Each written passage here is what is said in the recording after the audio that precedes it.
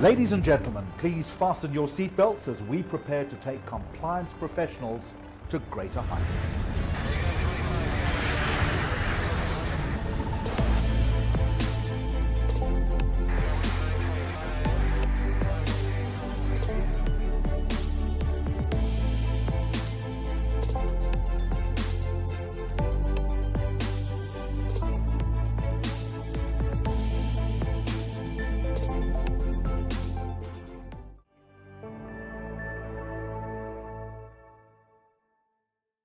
And let me run through the topic for you very quickly. It's so important. It's all about enablement, embracing technology and optimizing compliance control, effectively using data analytics, big data, remote technologies as a compliance officer. If you're not there right now, you're going to battle to do your job going forward. Let's open a couple of windows for you in that respect. I want to introduce you to our expert moderator today. It is Luis Plaza, compliance lead at Microsoft. There's his picture, and that's the rest of his panel. He'll introduce them to you in just a moment, but I can tell you that Luis started his career working in the legal department of Microsoft, Spain and Portugal. After working at the IESE Business School and Salem International University, Luis has been responsible for compliance not only for Spain and Portugal, but for currently on a regional capacity, or in a regional capacity, for the Western European headquarters. Luis, a very good morning to you, South African time. It is good to see you. The floor is yours as you introduce your panel to our worldwide audience. Thank you very much for the introduction, Jeremy. I'm going to go through really quick the great panel that we have, because I have to say I'm really excited to be here and thankful for the organization to inviting me. So hopefully you can see the presentation. We have in the first place Jennifer Lee. She has experience in managing, supporting, and developing frameworks for complex compliance programs. Some areas of her job include policy management, maintenance, investigation, conflict of interest program, gives, and has also training and communication among other tasks. Also is today with us Alexandra Rosina, that she will go after Jennifer. She's the head of the division of the analytics department of the X Compliance project. She specializes in data analysis in such as areas as anti-money laundering, anti-corruption, and sanction risk. And finally, we have Axel Blumenberg. Correct me if I'm not saying it correctly. Hi, Axel. That's fine. Perfectly well pronounced. It's hard to explain actually, because he's lawyer, lecturer, and also consultant. He has a PhD from the University of Passau in Germany. Yes. And he's specialized in market manipulation and compliance. Among other experiences, he has worked with Roca Junjen, Molins and Silva, and Gonzalez Franco. So I'm going to give the stage to Jennifer, and looking forward for the fruitful discussion. Thank you very much, Luis. So I know in Jeremy's introduction, he mentioned one word that really stood out to me, and that's enablement. So my presentation today kind of sets the platform a little bit for the rest of the topics that we'll be going through today. And the area that I'm looking at presenting to all of you today is on metrics, data analytics, and key stakeholders, and really honing in on driving a lean and tailored compliance program. So that being said, a little bit of the roadmap today, I'll briefly go through some considerations, how we can drive collaboration with data, and then provide an illustrative example using some conflicts of interest program metrics, and then the key stakeholder engagement and the impact of that with the data that we use to drive that collaboration, and then conclude a little bit with some key points. So some considerations. While metrics can measure the effectiveness of your compliance program, this presentation today is really also looking at presenting certain metrics to your key stakeholders that can also help drive an effective compliance program. And an effective and sustainable compliance program should identify or create metrics that really add value back to an organization And this means being aligned on strategies, priorities, and eliminating those duplicative processes and streamlining any disjointed process. And metrics can really strengthen or distract from your messages to key stakeholders. So it's really important to engage with them prior to, it's imperative to understand the business and stakeholder interests prior to going to them with any data from an ethics and compliance perspective. So whether you have a sophisticated tool or not, I really broke it down to these 3 different components that can deliver your story to internal key stakeholders on how they can leverage the data for their processes, or how they can be a part of the momentum towards a well-protected organization. So ethics and compliance, as well as their key stakeholders, can leverage the same variation of metrics to set, again, like I mentioned, priorities, initiatives, strategy in a lean manner across an organization. And again, what's not lean is creating duplicative processes, efforts, and priorities, and doing all of that in silos. So these are kind of the main building blocks. Metrics itself, you're looking at data points and reports. Data analytics, that's really where you look at trends, interpretation of data, storytelling, you provide that narrative. And then the data visualization piece really illustrates all of that information, but it's so key on how you do and implement and execute on all of those. So to really bring this concept to life, one example that I provided here is looking at a conflicts of interest program and just a variation of data analytics and metrics that you can narrate to some of your key stakeholders. I do want to make a quick caveat here. So these are illustrative data only, so it's not based on any actual company information. But when we look at ethics compliance, this is certainly a group that obviously is going to be a key stakeholder to the rest of your organization. If you're an ethics and compliance professional, you may present trends or dashboards to ensure continuous improvement of the program or compare trends over the years. And then also, with human resources, what kind of data do you want to deliver to that stakeholder? And depending on what data you deliver, that can help integrate HR processes to mitigate potential or actual conflicts of interest. For example, how do you onboard new hires and ensure that they're part of the process? How do you partner across the organizations with managers? And how do you leverage human resources to do that? And then internal audit as well. Again, the data visualization here is meant to be illustrative, but if you look at the way you're presenting outside activities, for example, that one stands out. You've got a number of them that are at a high severity level. Well, how can that help inform internal audit? Potential divisions or areas to monitor, perhaps, potential high-risk divisions, potential categories of conflict to look at. In this case, you see outside activities really stand out from personal relationships or financial. And then again, just to be more illustrative, I provided 2 more key stakeholders, and obviously there's a longer list. It's not an exhaustive list of key stakeholders, but just different ways of looking at data and how you can provide that narrative to your key stakeholders.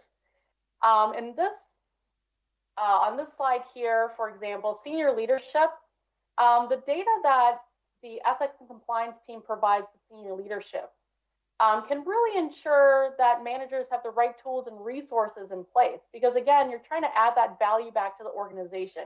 You're going to senior leadership and saying, hey, what data do you need from us? So that you know how to drive priorities and strategies and resources across the organization. And whether that's a role that they play or whether that's getting the right resources that they need for their direct reports, for their managers, for their employees, and for their teams. And again, some of the illustrations here shows the trends.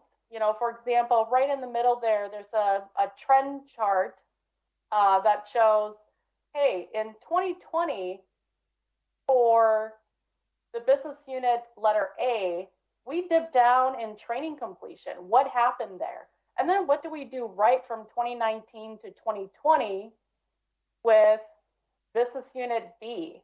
And so a lot of these data visualization, data analytics, and metrics can really help build the foundation of the narrative and storytelling that you need to do to drive some of those collaboration, to add value back to the organization, and to inform key stakeholders so that they continue to know what data they can pull from the ethics compliance organization to support and propel some of the initiatives of ethics and compliance across an organization.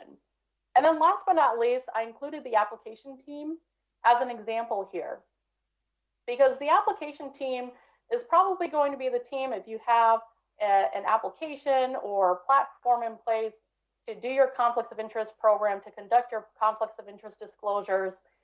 It may be helpful for them, not only from you as a key stakeholder, but across other different customers, internal customers that they may have, but your input matters.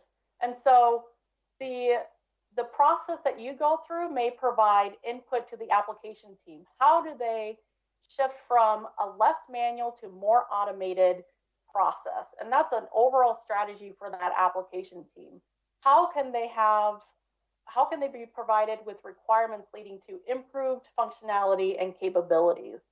And again, that's going to be input and takeaway that they can not only apply and add value back to the ethics compliance organizations as a stakeholder, but also more broadly to any other stakeholders that they serve. So at the end of the day, data does not hold much value unless you got the right people asking for the data they need in order to execute on their role in creating and maintaining a culture of compliance. So we want to move from pulling data from stakeholders to influencing strategies and priorities with stakeholders using data. We want to go from passive stakeholder participation to proactive stakeholder participation. We want to go from observers or users of the compliance process or processes to having those stakeholders be part of the compliance improvement process, to provide feedback, to say, this is what we ask of the ethics and compliance organization. And then to go from checking the box on the compliance requirements to integrating compliance with real-time business risks and needs. And again, this presentation is brief due to timing, but the conclusion at the end of the day is to be proactive and lean across an organization, meaning that a robust compliance program is built for the current state, ready for the future state, and always improving. And then also that metrics and data analytics can do more than showcase the performance of a compliance program. As I mentioned earlier, it also helps sustain and drive a compliance program. And that's so key, especially with those key stakeholder engagements. And then, of course, to the third point there, cross-functional collaboration excels when key data shows how value is driven for all stakeholders. And I do want to add as well, in addition to my presentation today, ECI is actually going to be coming out with a white paper kind of building off of what I kind of spoke through during this presentation today. So the upcoming white paper is all around using the 5 HQP principles as a fundamental framework, which will provide an extension of those principles to key stakeholders and potential metrics that can fortify E&C partnerships within an organization. So again, while metrics can measure the effectiveness of your compliance program, presenting certain metrics to your stakeholders can also help drive an effective compliance program. And I know we'll leave time for questions at the end, so I'll hand it back over to Louis. Thank you, Jennifer. I think it was a great presentation. I really would like to call out this, when you go to the leadership team and you go and say what data you need from us, right? I think it's interesting. It's a risky statement, but at the same time, it shows how much you're embracing technology from that perspective. So I'm going to give the stage now to Alexandra. that is going to share also a presentation. Actually, you can check the chat, please. I think there is info on the chat that you need to review, please. Thank you.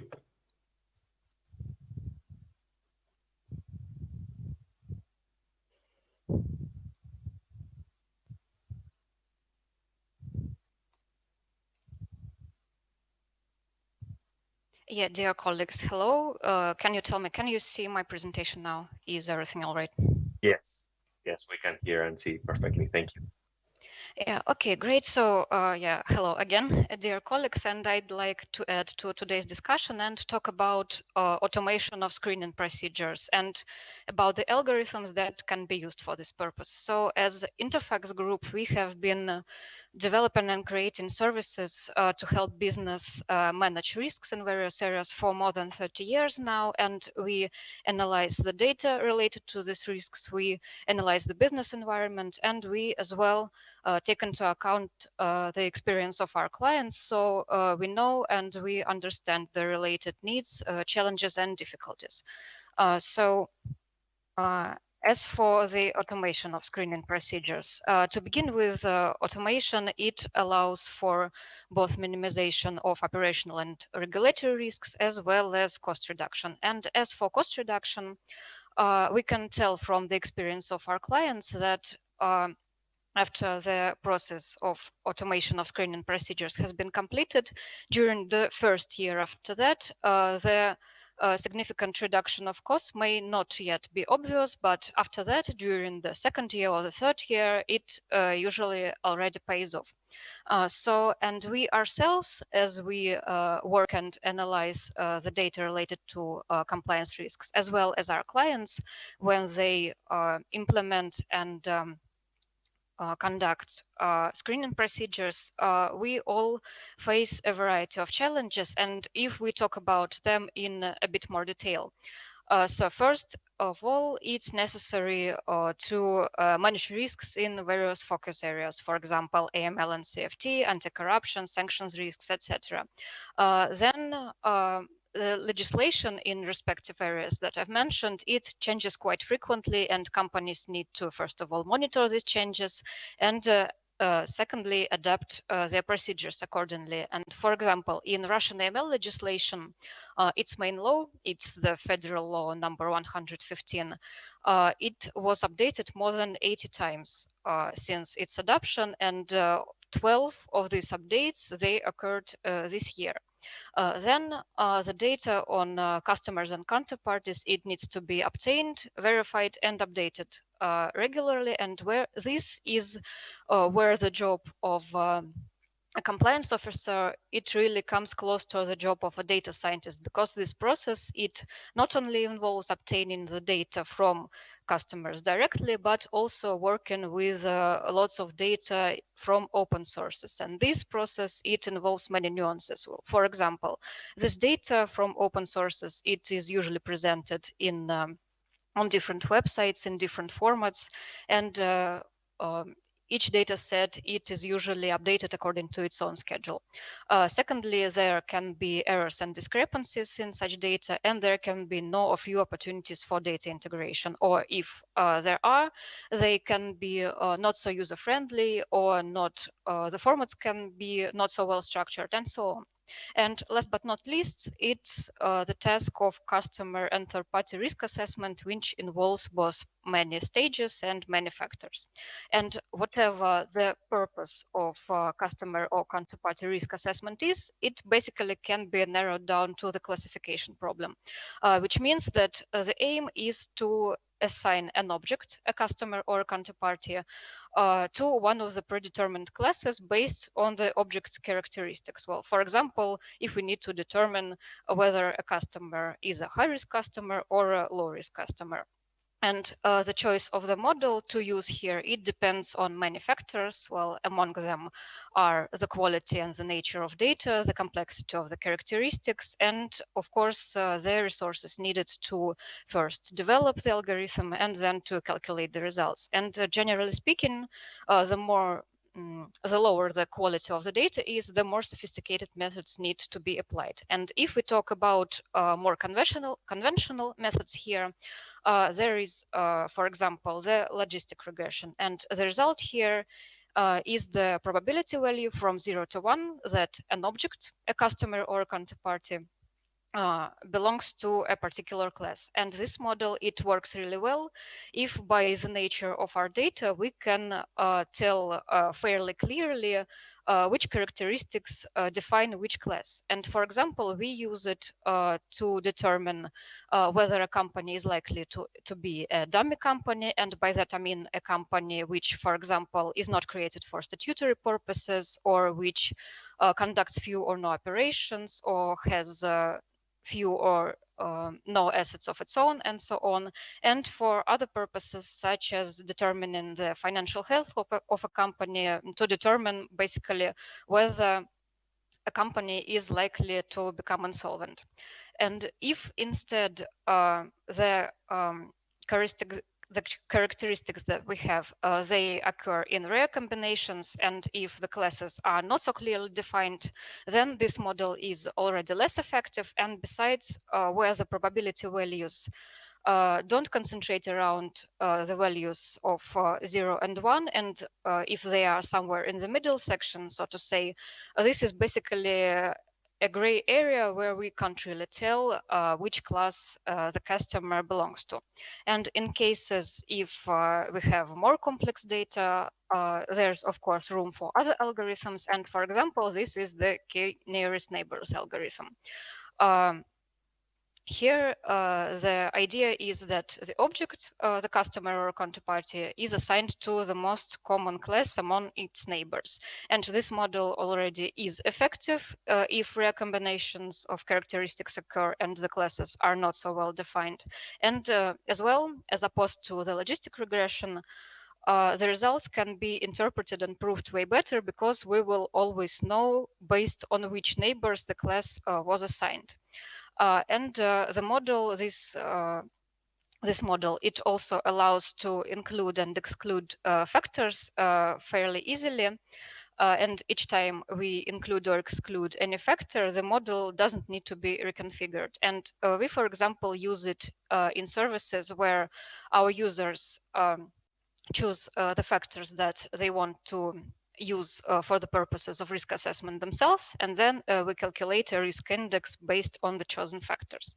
And here I also want to add that algorithms can sometimes work best if they are used in combination with each other. So for example, in addition to the logistic regression, we also use a neural network, and we add the decision tree to the k-nearest neighbors algorithm.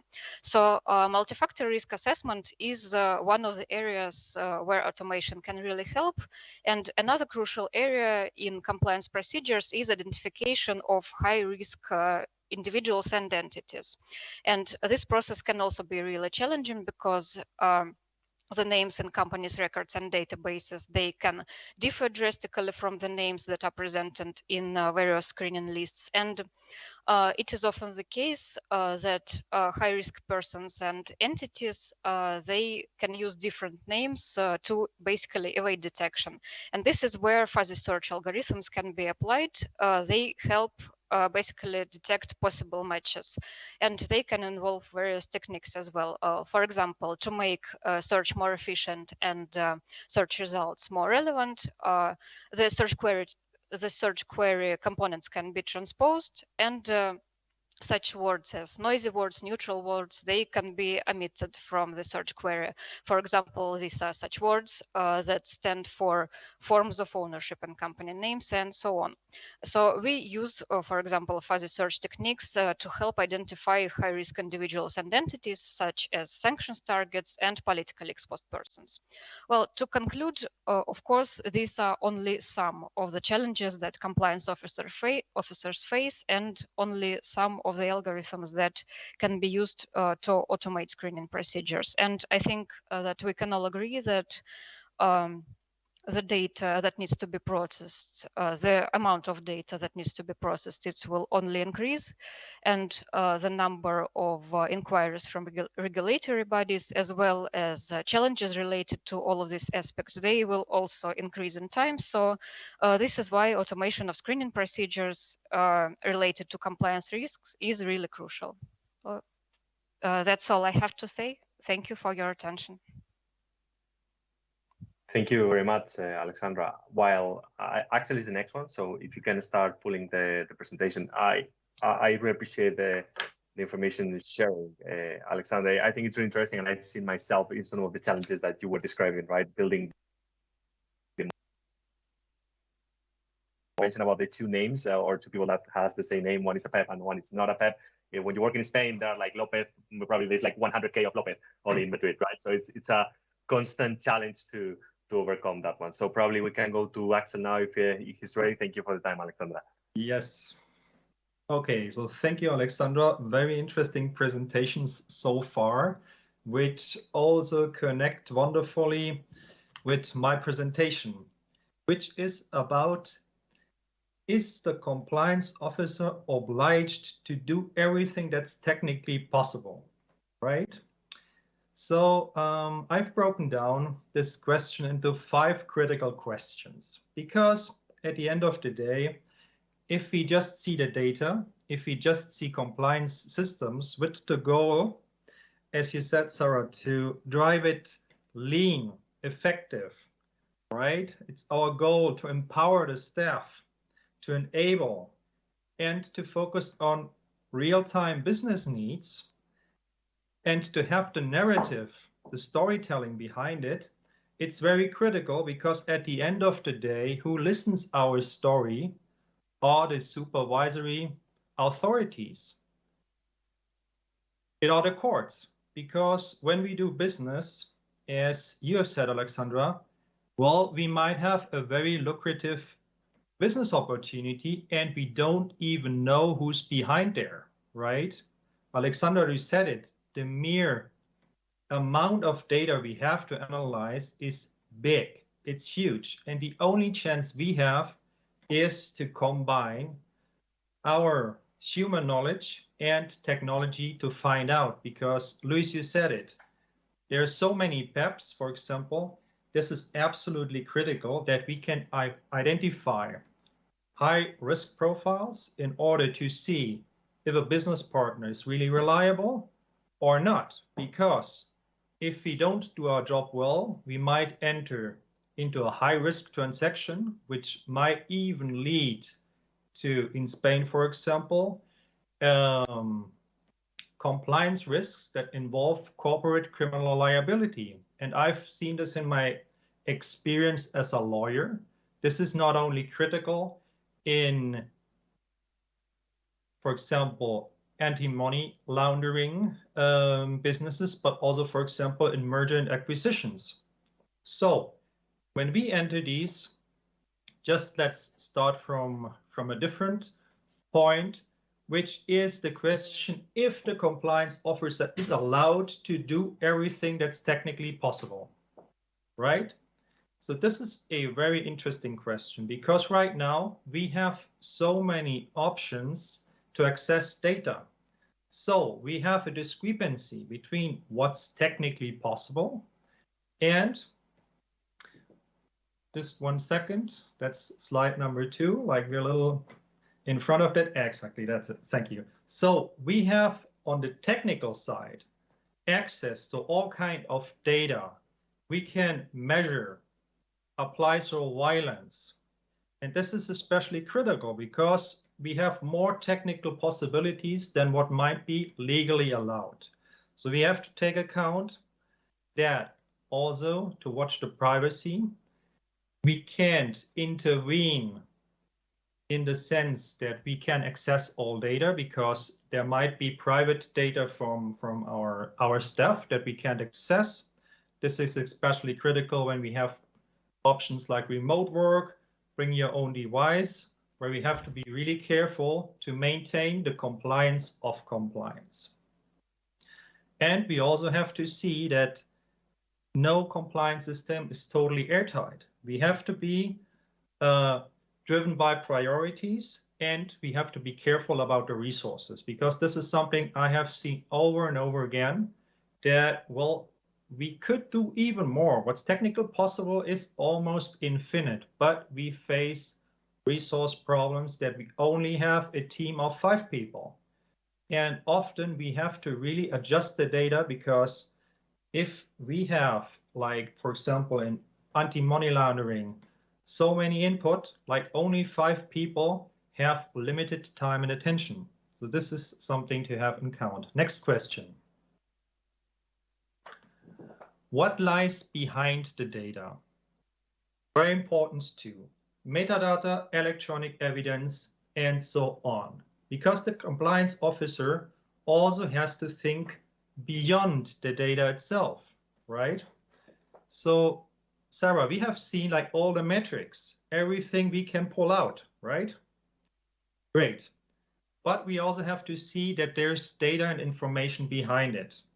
Let's see from a point of a case, like we have unfair competition, right? We have a company, and all of a sudden a competitor develops in no time the exactly same product. Now we have a case where we say, okay, something has happened. Someone has stolen critical information from our company. So we have to find out what happened. So we have the data itself, for example, email communications. But we also have the level beyond it to see who's communicating with whom. And maybe we can see that there were communications going on that had nothing to do with actual business processes, which indicates that there might have been a criminal practice going on. It's also important to see things from the perspective of electronic evidences, right? Effective compliance is wonderful, but at the end of the day, we'll have to prove it. So this is something to bear in mind. Like, the compliance officer has to be very aware also about electronic evidences. For example, in case of internal investigations, we can't just start a computer because it might reboot and clean all the evidence from months. I won't go into details here, but the compliance evidence has also the duty to protect the company's judicial position and conserve electronic evidences, bring in IT forensics, and bring in the awareness what's going on here. Okay, next question. How can technology support compliance? Alexander, you already said it. There are environments where the state privatizes its functions over and over again. So the companies have to assume the duties to control anti-money laundering, market abuse. For example, when it comes to export and embargo, dual goods. So we have so much information, Alexander, you said it, from open sources, from embargo lists, right? Company names that might change, PEPs that might be around. So the compliance officer needs technology because the mere amount of information they have to control is so huge. So compliance can give valuable data here. The analytics can really help to fulfill the job of the compliance officer. If the compliance officer doesn't have the technology support here, it won't be possible because we can't do a screening manual. So this is a very critical part. But on the other hand, I've also seen, like in banking, for example, it's also critical to find the right balance, because if we don't adjust the parameters correctly, we will get an avalanche of notifications and it won't be operative as well. So, next question. We're talking about how can we embrace technology in compliance. One of the best things here, when we have the narrative storytelling, like the best thing here is when compliance, and you said it, Sarah, is then merged in the culture of compliance. Sometimes for companies and for the staff and for the business units, it's the best when you can't see and feel compliance as something additional. because it's really ingrained in the processes, right? For example, when your business processes are designed in a way that you have to bring in the authorizations and you have the controls automatically integrated, you won't perceive compliance as an extra burden, right? You will see it as a normal process, as part of your business, as part of a lean integrated process. And especially this also goes for the use of mobile devices. The more easy we can make compliance for the users, the better it will be for everything, right? This means also, for example, for companies which have lots of staff, for example, working externally, to use also mobile phones applications to make compliance really available so that they can have the information, the training, and comply with all the policies without entering into much hassle. And the final question is, that goes a little bit beyond that too, because right now we have talking about legal obligations, but the compliance function, especially when we're talking about the digital economy, goes often beyond. Like, we have also to ask how we can protect fundamental rights in the digital economy. Because often in the business world right now, we have like dilemmas of censorship in the name of compliance. I won't get into too much detail here, but this is often something that goes beyond law, moral standards of the company, that company policies often have like very vague terms in the terms and condition, for example, that they don't work with certain companies in the adult industry, even if their business is completely legally compliant. So here's the question.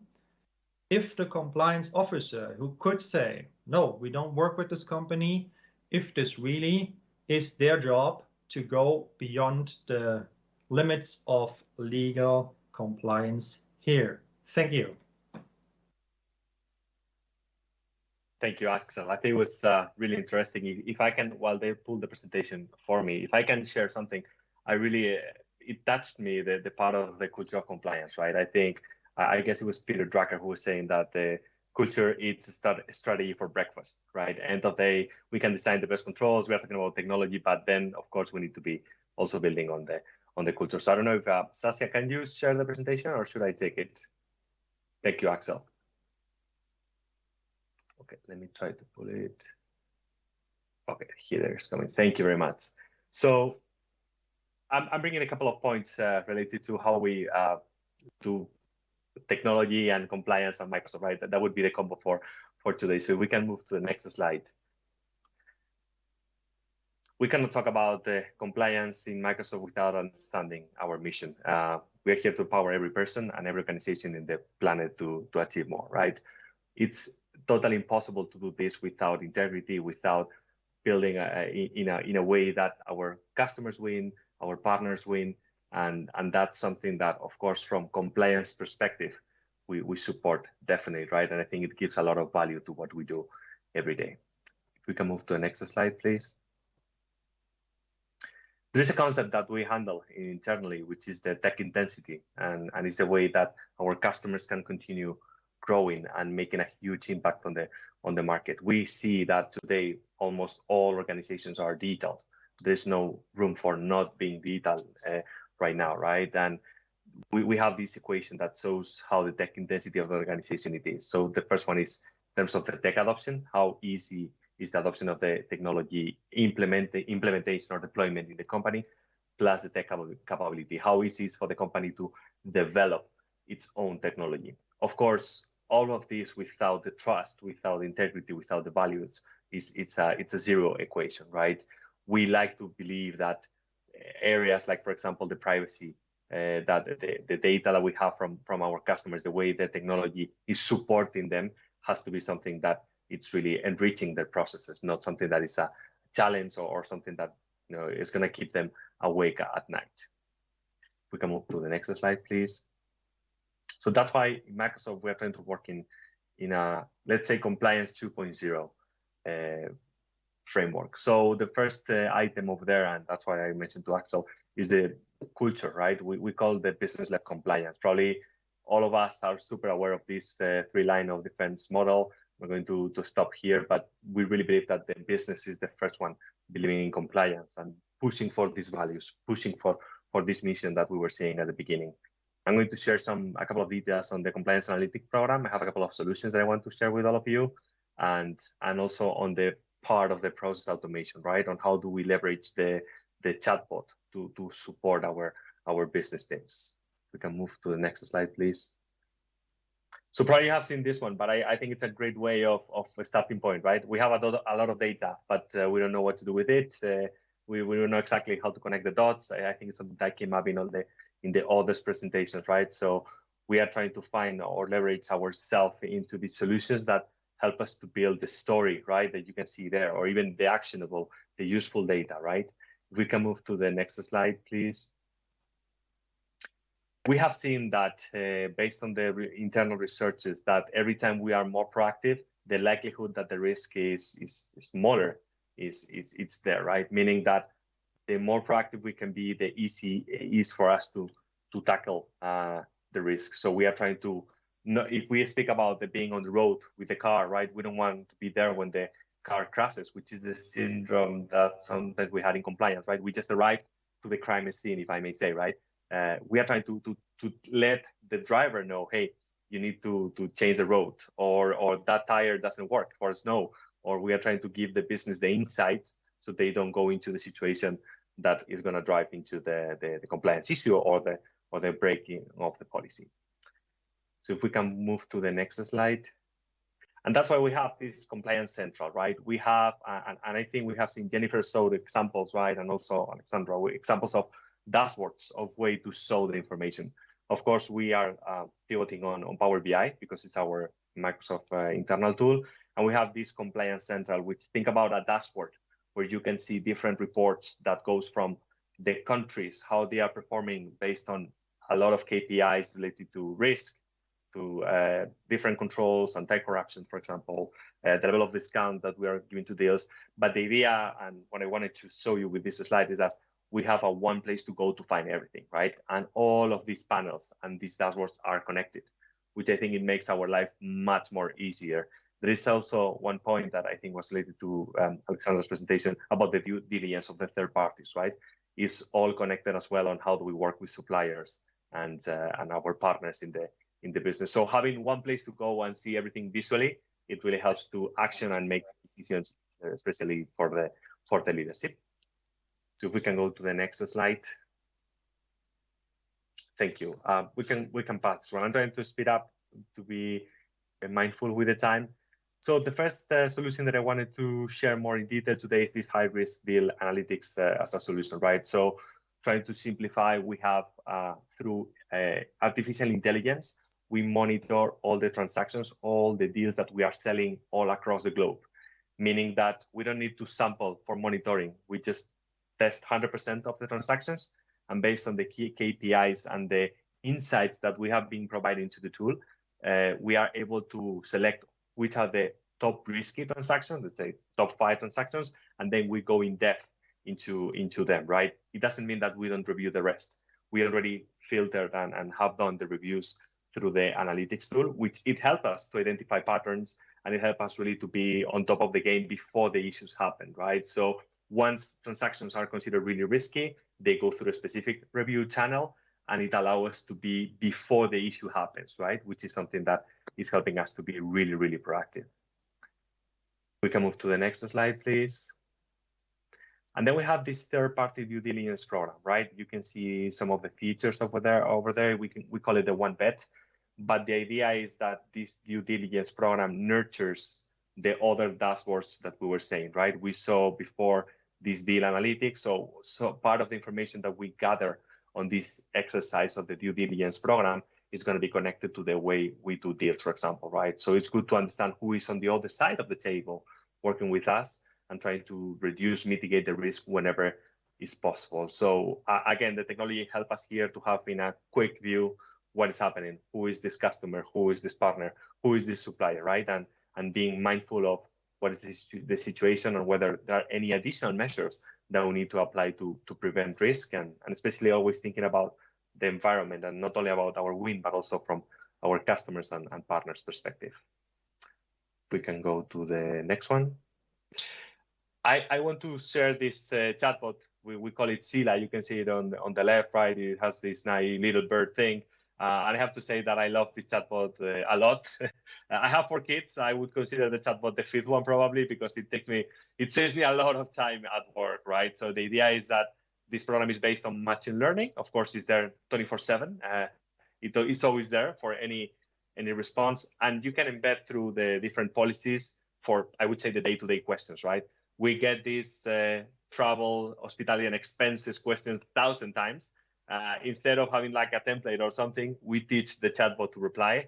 And the good thing is that the chatbot is since it learns on what it's doing, you give live feedback.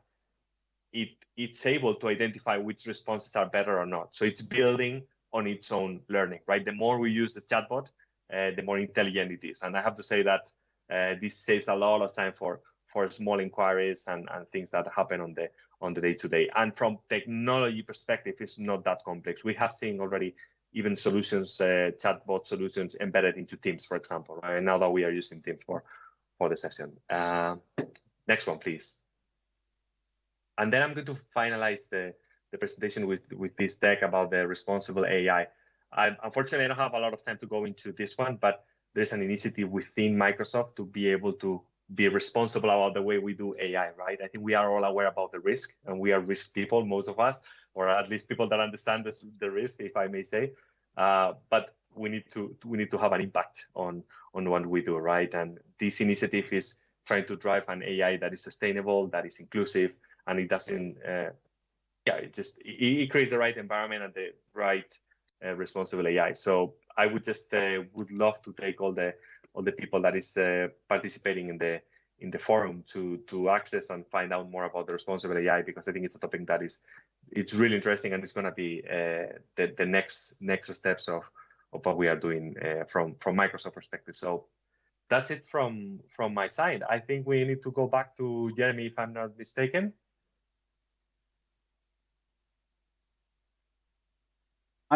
For a very insightful and useful presentation. We've got about a minute or so, and I'm just looking at the chat box. I've got one question that I am going to put to any one of you in the panel.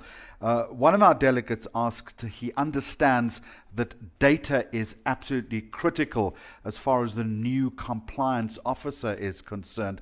But how is the question, do you align or find a balance between data and also a good compliance culture within an organization? How do you mix the two together? Would anyone like to take that? I can go for that one, right? I think it's something that I was showing on the slides, right? First, you need to have the data, but then you also need to learn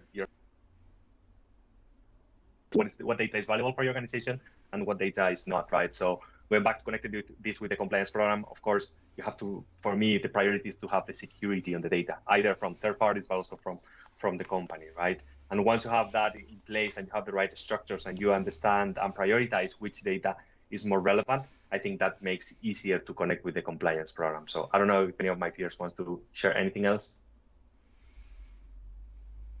Yeah, I can chime in. I agree with that. And then I also think transparency. And, you know, as gatekeepers of E&C data, you can really leverage that data to drive compliance culture across the organization. And I think it's so key to know that it's not really ethics and compliance driving it alone. You really have all of these other key stakeholders to leverage and collaborate with you. So yes, you're gatekeepers of the data, but transparency of the right data, obviously confidentiality aside and all the other risks associated with that, if you know how to leverage that accurately and sufficiently, it can really drive compliance across the organization.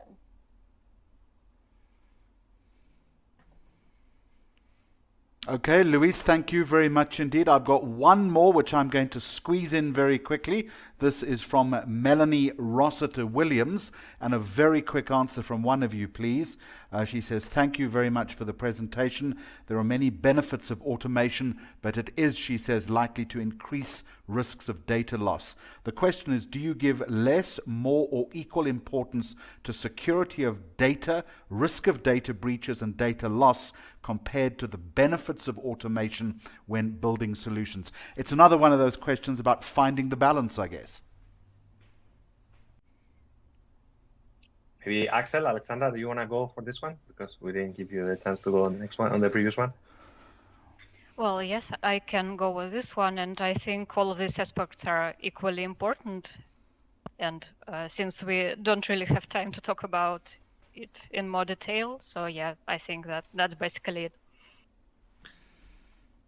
Yes, it's also like from the lawyer's point of view, very important, as I said before, like the data loss, it's a risk in itself. And we also have to be careful, for example, to keep in mind the electronic evidences, because if we have to prove that we did an adequate job, we need the data, not only proactively, but also in case that something happens, we need to have it bulletproof as electronic evidence before the court.